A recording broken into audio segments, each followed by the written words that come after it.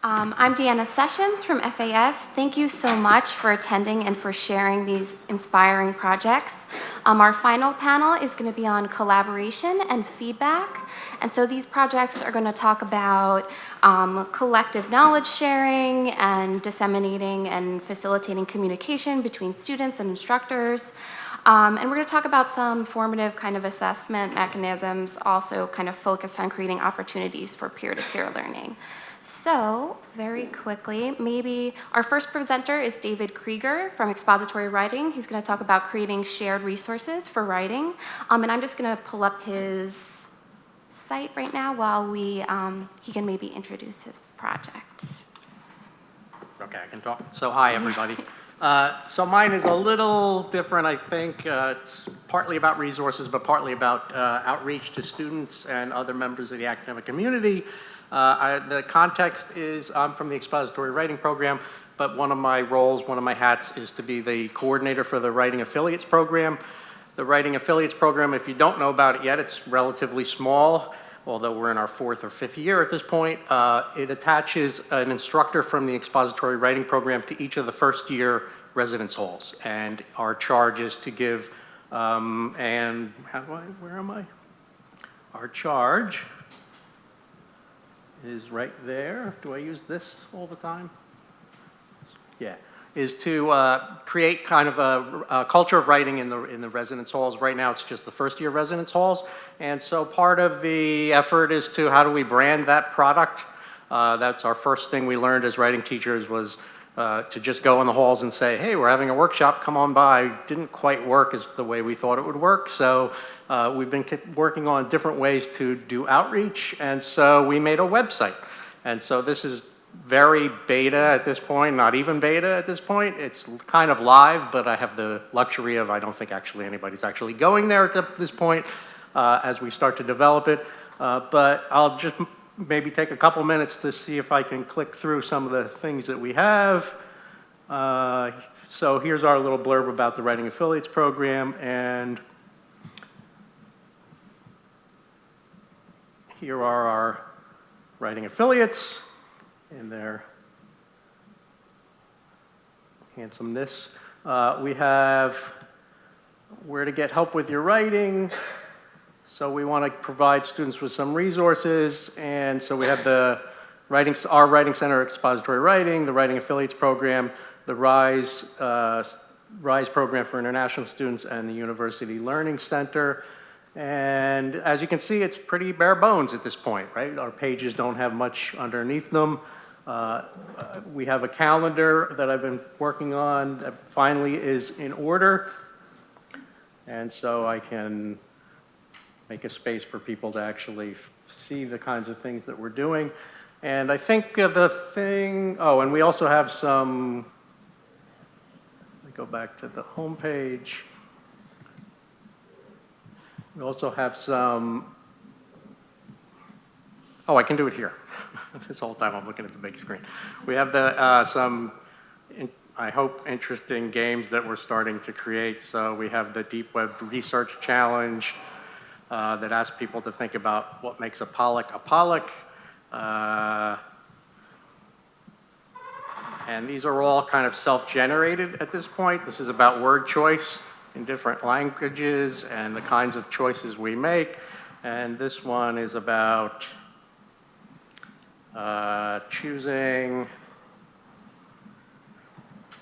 trying to look at an image and kind of capture it in a sentence, what's happening in this image. And so there's kind of, I hope, interesting pieces there that we're going to eventually engage students in working with. Most of this is, I think Deanna would say, bloggy. It's supposed to be bloggy. So I hope it's looking bloggy. And so we're mostly posting our events at this point and trying to get those on there and also on the calendar. And so that's kind of what it looks like. And it's actually live now, so if you actually want to find out where stuff is happening in your students' first-year residence halls, you can go to this site. I think it's mostly functional at this point. But I think I do want to say just a few things about the project itself. The aim is to keep creating, Deanna was really instrumental in helping me understand this, not just as a site that's information giving. I mean, that was mostly my impulse, is here's publicity, here's a brand, but also to think of it as an extension of the space. So if part of our charge is to create this culture of writing in the first year residence halls, we also see this, part of where our students live is not just in the residence halls, but over here, right? So we're kind of seeing this as another place. She also helped me think some about not only the look and the feel and how it functions, and that's still under construction, but the kind of space it is. So we have our departmental website, and we have places, for students to go, and students have Facebook and other places to go to think about things. And so right now, at least, we're thinking about this as kind of this quasi space or this middle space or this other space where we hope to build a kind of community of writing online that's kind of structured in some ways, but also has room for students to interact. The biggest thing missing from here right now is other people's voices, right? Students are not posting at this point, but that's our next step, I think, to see if we can get people interacting with us and helping us think about creating a culture of writing here and then extending it out into the university. I think I just want to say a couple more. Do I have like 1 minute? 1 minute is just to say, doing the project seems like it was amazingly like being a student in a writing class. That in fact, Deanna would ask me questions like, "Who's this for?" I was like, "What do you mean, who's it for? It's for everybody, right? In the whole world." And so I was like, "Oh no, is it for students? Is it for teachers?" Yeah, it's for all of them, right? It's like, so I had to work through that. I want to say something about collaboration, our partners in Res Life, this is a partnership with Res Life, our partners in Res Life, the RAs that I've talked to, because, whenever I see an RA or a student, I say, "What do you think about the site?" And they tell me things like, "You need a little more color, more pictures," things like that. Our colleagues in the department, our director, Dara Regnion, our director, who helped me think a little bit more about the kinds of things that will belong on here or not. Yesterday, I was furiously posting all the new events that are current, and we thought about, which ones belong on here and which ones maybe don't. So we want to think about like what this space really should be. And the last thing I think I want to say is just the nuts and bolts of constructing it. Way harder than I thought it would be. I mean, that should be anybody who's built a website should be looking at me like, of course it's a lot harder than you thought it would be. Just getting the header was this immense project for me. And Deanna would often get these emails like, "Where do you get those gorgeous images that everybody else has on their website?" And so like these most basic questions. So again, my theme of, I'm the student in the writing class, right? The things that seem so obvious to us as we enter in, we ask them to enter into some kind of academic discourse. I'm in this new discourse here, and the things that seem like they should be just totally obvious actually are not, something like that. So I think that's probably a good place to stop.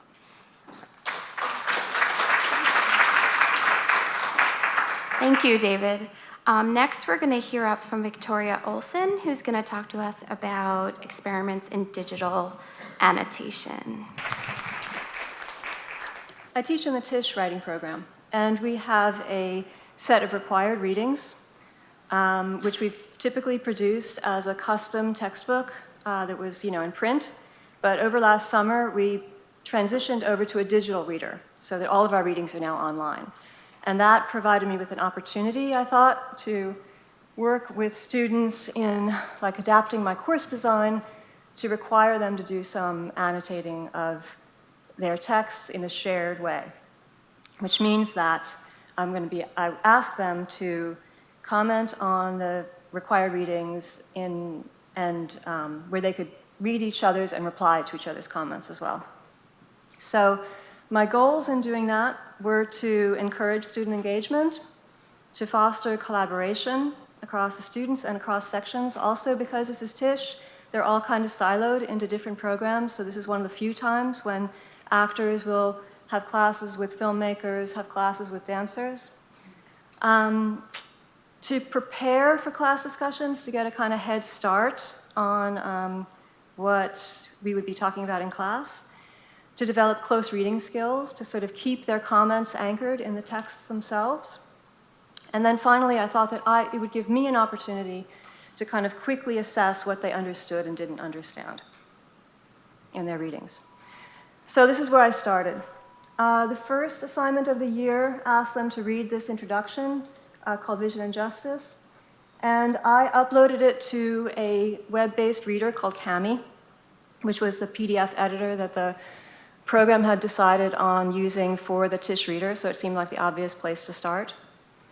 And you can see from this that there are a wide range of digital kind of markup tools in Kami over here. And there are sidebars that allow you to have a kind of overview of the whole, so you can see, oh, there were 9 comments on the second page. And down here, all of the commenters are color-coded and initialed. It's not super helpful to have CT. I don't automatically know who that is, but at least they are differentiated. And then what I did for the first assignment, my basic goal was to kind of roll this out by first doing everything together in a classroom. Then the second step would be to have them doing it at home in an ungraded writing assignment.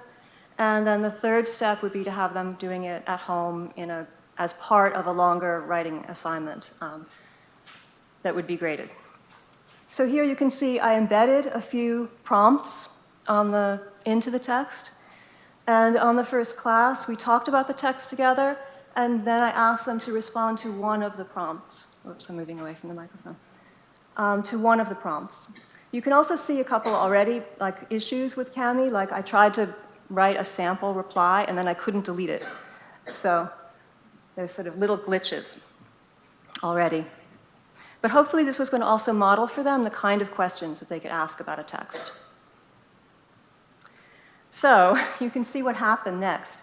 The next assignment, I uploaded a poem by Billy Collins called Marginalia. And so it's a poem about his relationship to other readings and to other writers. It's a poem then about writers speaking to writers, writers speaking to readers, readers speaking to readers.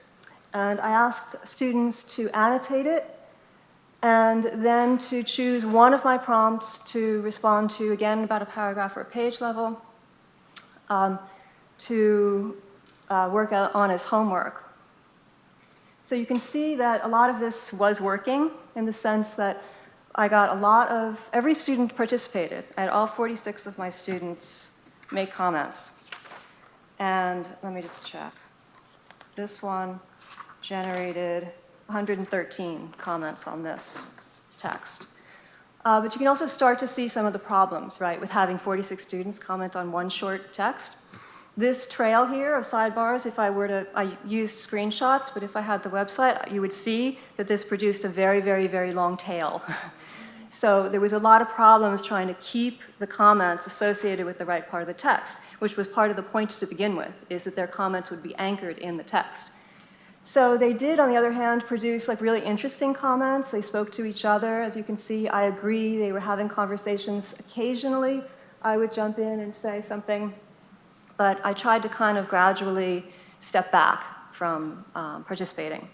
The goal was to kind of hand it over to them. But in general, you can see from this page that increasingly I had sort of too much clutter, that if the goal was to get them to focus more on the text, this was kind of ironically hiding the text in some way. So, in response, I changed gears and platforms, and I moved to the next set of assignments. I really cut and pasted the required reading into a shared Google Doc instead. And so the students here had to choose between one of 2 possible required readings. This is one of them. And that also meant that instead of having one shared text, there were 2 options, which also meant automatically I was more likely to have 23 students per page instead of 46. And here again, you see some of the benefits. They're already used to working in Google Docs. They're familiar with it. In my course especially, they do all of their writing. They submit all their writing in Google Docs, and they get my feedback in a Google document. So it's a program, it's a platform that they already know very well. So that was good for them. I still had the advantage of the kind of anchoring the comments in the text and having some conversation as well. In this case, 41 students generated 144 comments across the two documents.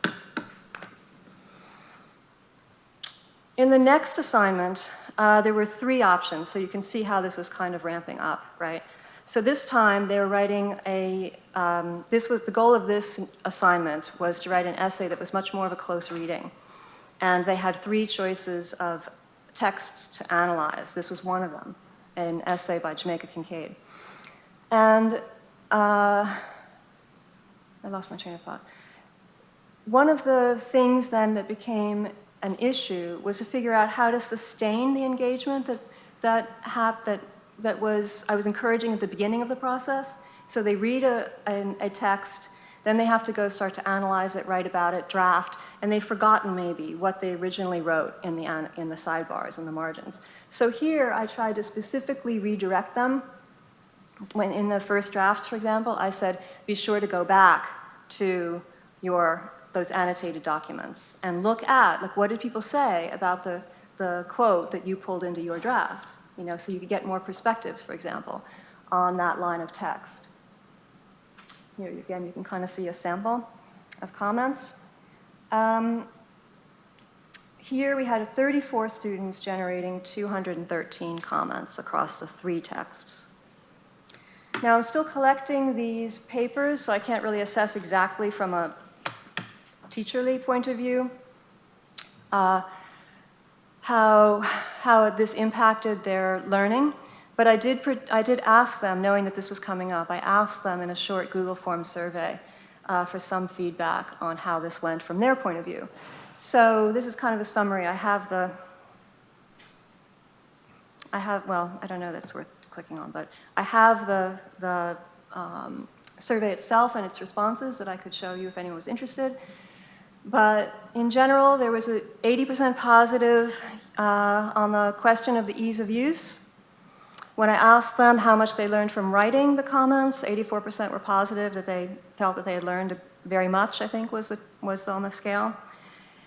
From reading other students' annotations, it was a little lower than I expected, or rather it was a little bit lower than what they learned from writing their own, which was kind of interesting. It dropped down to 75% positive, but it was still, seemed to be very beneficial. When I gave them a drop-down list of some possible benefits of this kind of shared digital annotating, the choices that got the most response were students who said that it increased their engagement with the course material. 84% thought so. I had expected it to increase more engagement with the other students. That wasn't as true as I thought, but it was still about half and half. And then a surprise finding for me was I had sort of added in there as an option whether they felt it helped them develop their own point of view or interpretation about the reading. And that turned out to be higher than I expected, actually. 81% felt that it helped them take a point of view. That's something that's going to actually, they would be asked to do later in the process, in other words. That's not something they might have at an initial reading, but it is something that they had an impact later on. So that was kind of encouraging. So this is my contact if you have more questions about how this worked. But I guess I would just say to end, in terms of next steps, I feel like I definitely learned how to kind of shift to an easier platform. The Google Docs was really working. The Tisch writing assignments are shifting now toward film. And so one of the things I'm thinking about is how to kind of transition some of this practice into annotating or commenting on film clips instead of on texts.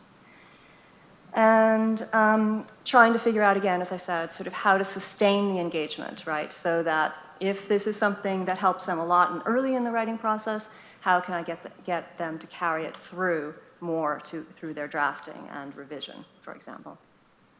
And that's it. Thank you.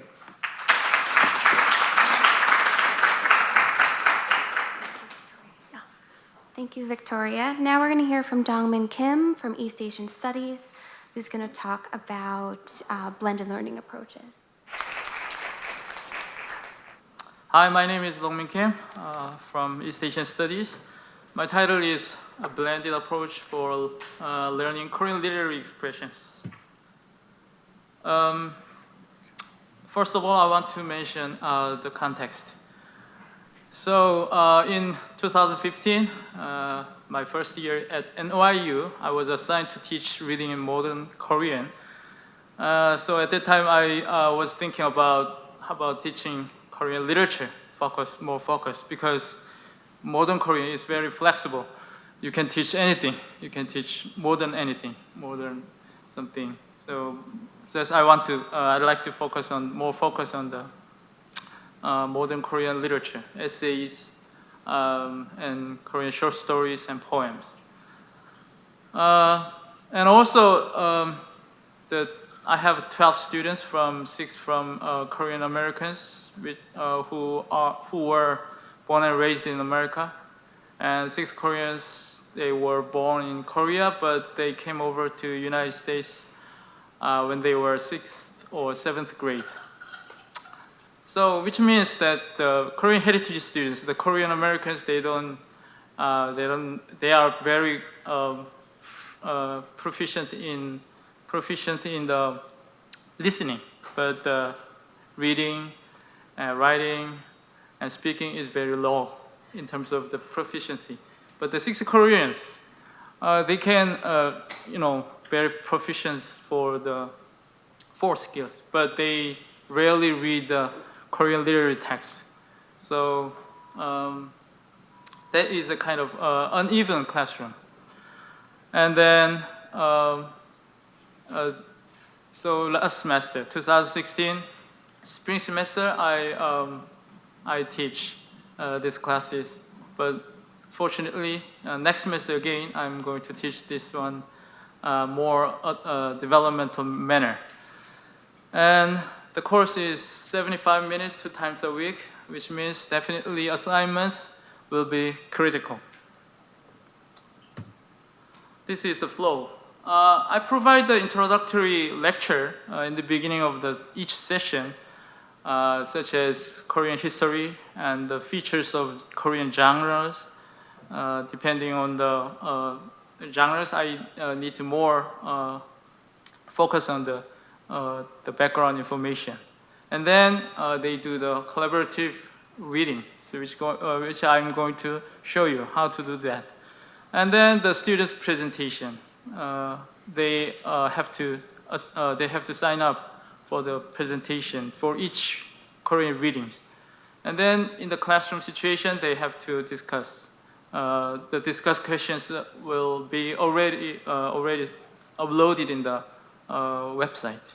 And then after the session, each session, I execute the quiz and then exam. Okay,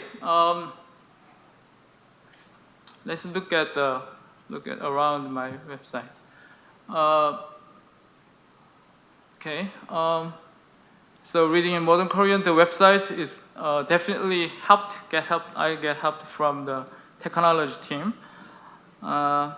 So it's essays, and poetry, and short stories, and syllabus and schedule. It's very simple, but let's say, for example,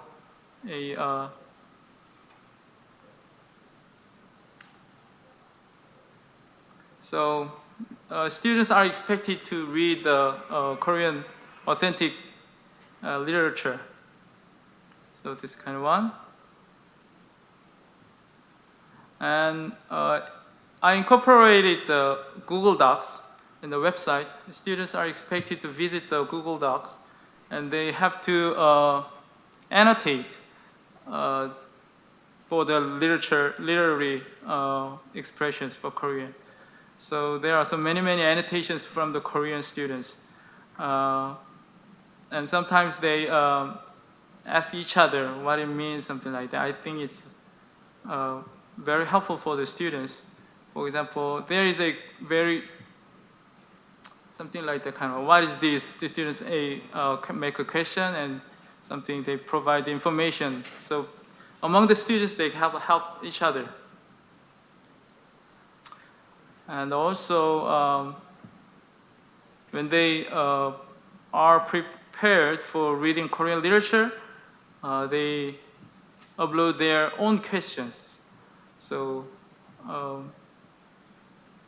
something like that. So for the most part, they use Korean language, but for the Korean Americans, they don't know how to express their questions. They use English at the same time, and then they reply to each other and get some information, and be familiar with the Korean literature for each text. Okay. Okay, so course activities mainly consist of students' presentation, and before the presentation, they have to read the Korean literature, and they have to provide their, the language, the annotations with which they don't know the meaning of the Korean literature, and then also the cultural code or historical information, something like that. Even though I already provided the information for that, though. And for the presentation, each student had to sign up for the presentation. I asked them to include the summary of the plot of the readings and interpretation and analysis for their own. And then they have to lead the classroom discussions, which were already uploaded in the website.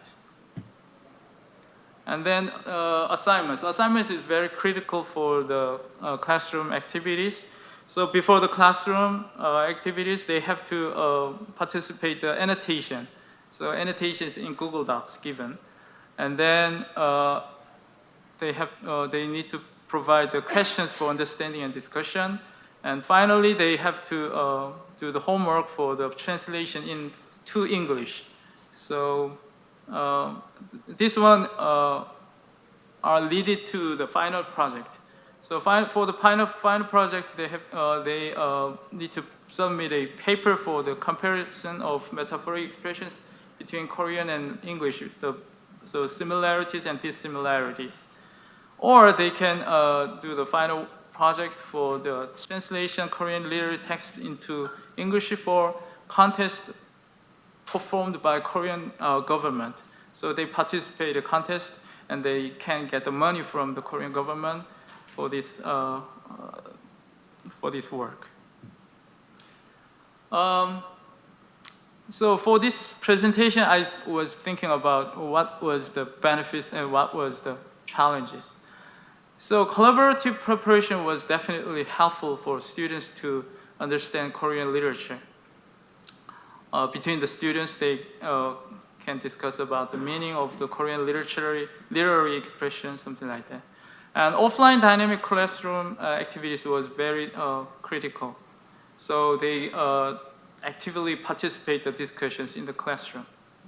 And they can deepen their understanding on the Korean literature. But still, there are too many new words and too many cultural historical codes for Korean, especially for Korean Americans. And also, choosing the appropriate text is my challenge to pick up what was the appropriate text. Definitely, that should be not too easy, not too difficult. And still, uneven language proficiency among students is a kind of problem to narrow down the gap between them. So that was my next semester's my homework for that. So thank you.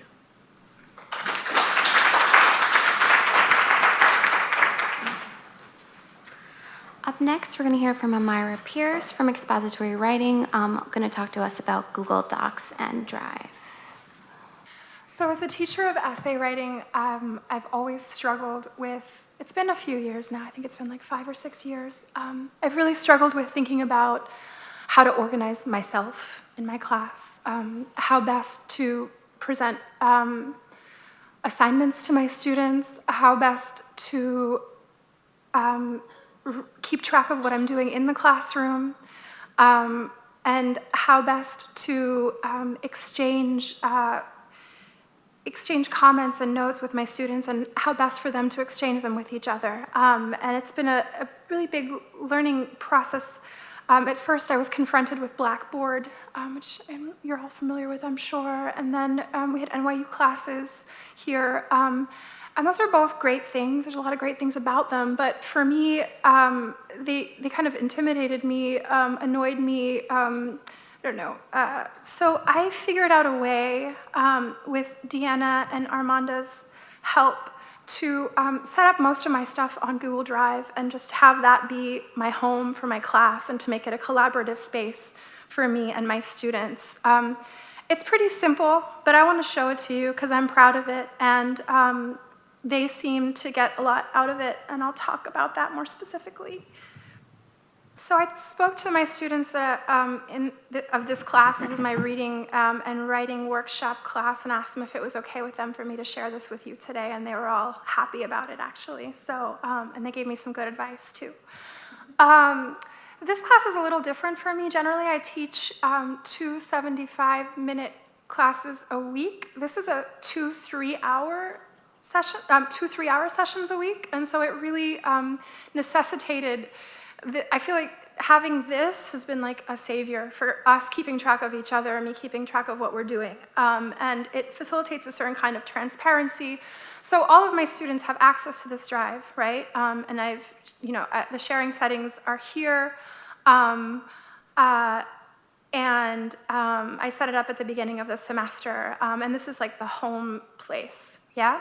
So this bottom document, I will not bore you with, is my course information and policies, and that was the very first thing I asked them to read. And I asked them to come here before we ever met to look at this, and then to bring any questions they had to the classroom. Each day in class, this is where we start. And this is where I start when I'm planning my classes as well. So I use a slideshow. It's very simple for me. I pull in images that we speak about or simply that ground us.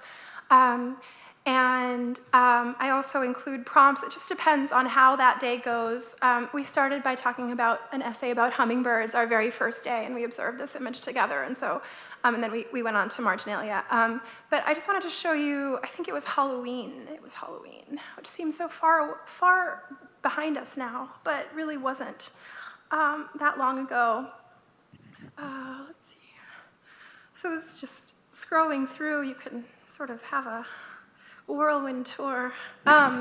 Okay, so I would begin the class with just simply this, so they have a title to ground us for the day, and then present them this quote that we had talked about together, and we talk over the quote, and then give them their prompting to speak about the quote and for them to connect themselves to that quote, talk about an image together and think about ideas that came out of this image. This took us a while, and then have them write based on our conversation. Sometimes I create these prompts. Generally, I create these prompts ahead of time, but generally, I revise them in front of my students. There's an element of transparency to what I'm doing, and I explain to them what's happening as we go on. And then I generally have them do some work on their own, just based on some guidance, which we talk through, and this is all vocabulary that we've gone through together. So this is the slideshow, and then this link here takes us to the shared document portion of my class drive site, which I'll explain to you in just a moment. But so on this day, they would have opened up their computers halfway through the class, and then clicked on this link, and then gone on to do their work together. So yes. So that's the class slideshow, and then these are my big assignments are right here, so they can see them. And then every day I add a homework assignment to this large document. I add it to the top of the document. Try to be as clear and straightforward as possible with them. And this is a place that they can refer to if they have any questions about any of the homework. I don't know how long this is now. It's 10 pages long. Okay. So, and then here's the shared portion. And this has been really revolutionary in a lot of ways, and I've only just started doing it like a year ago, inspired by colleagues of mine. I've divided it up into units, and basically they have shared document work that they do in class, and then shared document work that they do at home on their own. The shared document work in class is wonderful because they have an active audience right there, and sometimes I have them work together on a specific writing, and they're all into it, right? So in this case, Pat and Thomas wrote together, and then we looked at this. We looked at this together after I had given them maybe like 20 minutes or half an hour to write, and then I had sort of made some comments here to help them reconsider what they're talking about. So, well, this one I'm the only one commenting. Sometimes I have them comment. Generally, I put it into. I'm sure you all are familiar with this, and for those of you who aren't, I put it into suggest mode so that they can see the changes that I'm making and the changes that they're making. They're very well aware of the fact, though, that if it's in edit mode, we can still go back and see who did what, but in this case, it's very apparent. So this is generally a lot of fun. It seems to get them really engaged. It's fun to watch them, all their cursors on the screen at once, and see what they do. So there's that, and then the shared document work that they do at home, again, there's still the element of the active audience. They know someone's going to be reading what they write, and that's really wonderful and fun. I feel like there was something else. Oh, one question that I always have, or a worry that's in my head with these documents and getting them to do the work that I get them to do here, is that it's going to be total anarchy and they're going to screw everything up and just like write mean things to each other and whatever. But I think it does give them a general sense of, I haven't had a problem with that. It does give them a sense of responsibility. They do have a little bit of power, more power than generally I like to give them, I guess. And so it works out pretty well. So those are the shared docs. And I think that's it for me. This is just where most of my class stuff happens. It gives me a sense of like control and ease and peace because it's super straightforward. As far as assessing it with my students goes, as I mentioned, I talked to them about this the other day in class, and they gave me some advice on how to organize myself a little better. So I did change a few things around before I showed it to you today. And they all seem to have pretty positive feedback about it, but I haven't formalized the way that I've received their responses yet. And as far as the future goes, I'm really interested in thinking about adding various things like increasing the amount of student contribution. Oh, there was something I forgot to show you that I wanted to show you. It was really cool.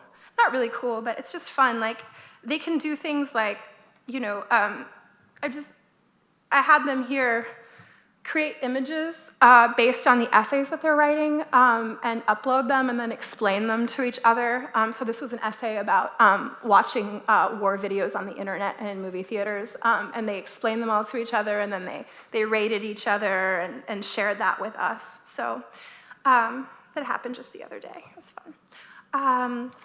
Yeah, so I look forward to doing more of this and to building more of this drive and to incorporating some of the ideas that y'all have helped me think about today. So thank you.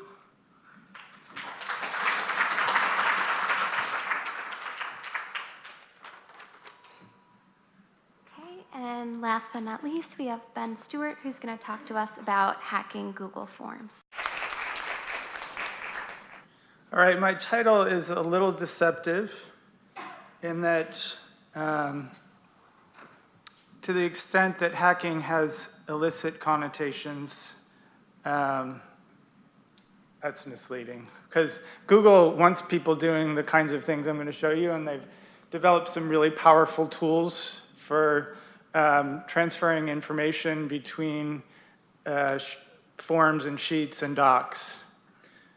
So we'll start with a problem, a pedagogical problem, namely, how to facilitate students' use of and my ability to comment on their in-class writing. It gets embedded too easily. It gets embedded in notebooks, and God knows where it is, somewhere on a page, and how do I get back to that? And I like to have students write pen to paper, but then that creates this embeddedness problem. So how do we figure out how to deal with that embeddedness problem? One really simple solution is Google Forms. Set up a form, I'm sure we all know how to do this. And then you get it in a spreadsheet though. So in solving a problem, you've created another embeddedness problem because this kind of thing is really not very aesthetically pleasing and is difficult to interact with. And then, you know, the form can email them their response, but then it's embedded in their email. So how do I get this information into a format that I can interact with more easily, and more importantly, they can interact with each other around in some of the ways that my colleagues have shown are so powerful. So, I mean, the first big question is, how do we get this stuff into docs? So, these are the questions. How do we get this into docs? Google Docs is the solution, but obviously there's a gap, a chasm. But Google Apps Script is the solution to that. So in the sessions we had this summer, this was the project I picked to try to do, to learn how to do some code that would operate on this data and move it around in ways that would be useful to me and to my students. So there's what the code looks like. And we're going to put it on its maiden voyage here in a moment. So I'd like you to go to this URL. You can do that on your phone if you want. It's a Google form that's going to ask you to comment on some things that you've seen here today that you might find useful. It's going to collect your email, because I need that to ship it back to you. And if you could put your full name, too, so that in case we have multiple first names. So take several minutes and complete that form. Let me know if you have any trouble accessing it.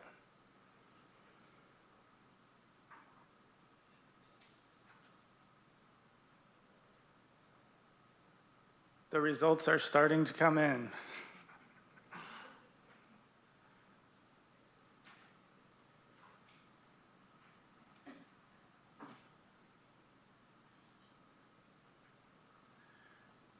So as you're finishing that up, let me say a little more about the motivation that started this off. My initial motivation was that I wanted some way of students commenting on each other's work a little more anonymously. So it would send, the idea is that it would send the text, the paragraph, to a random student in the class. And they wouldn't know who the student is. So we get some distancing, right? We want to, in EWP, we're often trying to defamiliarize and then refamiliarize, right? So we get some defamiliarization, some distance from the person they're commenting on. They can do the commenting. And then the student has named their own file. They have access to the folder it appears in, and they can go back and get it. Or the person who comments, I haven't tried it yet, but I would have them sign their comment, and then they can find each other and start to talk to each other. So that was the initial goal of this. In doing the programming, I found that there's going to be a lot of other applications. Like if I have a series of forms that I've given them over the course of the essay we've been writing, I can write a script that will collect each of the material from each of those forms in a single Google Doc. So again, I'm unembedding it, I'm taking it back and centralizing it for them so that they don't have to do that unproductive work of trying to collect, and they can do the much more important work of reflecting on it. So I'm going to try the script. We'll see if it works. You should, I think you're going to get 2 emails. I think one of them may be yours, and one of them will definitely be someone else's. So you can comment on that and interact with that person. We'll try it out like I would do in my own class. Here we go. The script's probably going to take a little while to run because there's quite a few emails and quite a bit of text, and then it'll take a while for the emails to get to you. So let's see how it's doing.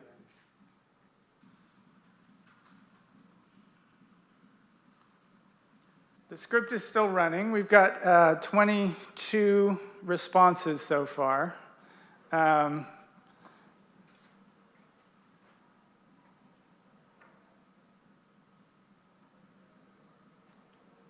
While that's doing that, this is also the shared folder that if you want to go and look at other people's responses, once it processes everything, there's going to be a list of Google Docs, one Google Doc for each of you, and it will have your name on it.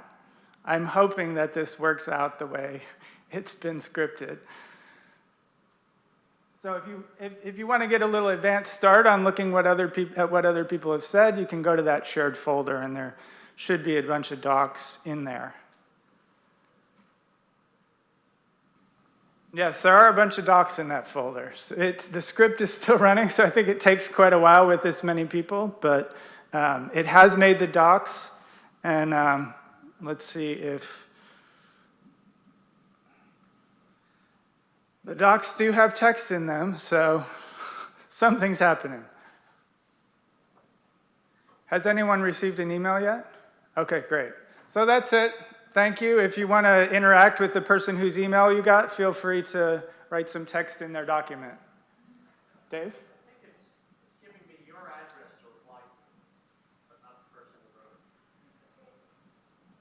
wrote it. Yeah, I mean, I'm sure there are some problems with the script. I don't know why that would be the case, actually, but I'll have to look into it. Anyway, this is more like a proof of concept than anything else, and the next step is to refine it and see what kinds of other ways of setting it up to shape how they can interact with each other in more efficient ways. Thank you.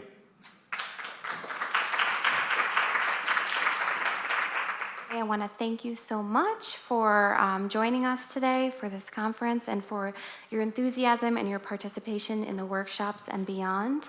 We love working with you, and we look forward to working with you in projects in the future. Armando, do you want to say anything?